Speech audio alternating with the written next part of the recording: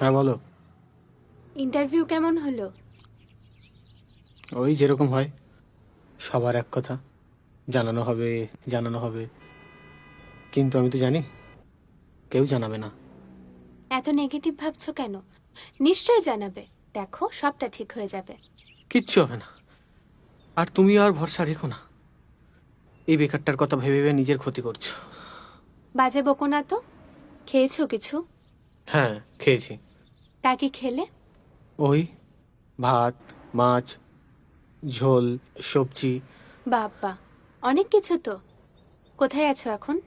প্রতিবার ব্যর্থ হওয়ার পর যেখানে থাকি। বেশ, তুমি থাকো, আমি আসছি। আমি আসছি। হ্যালো।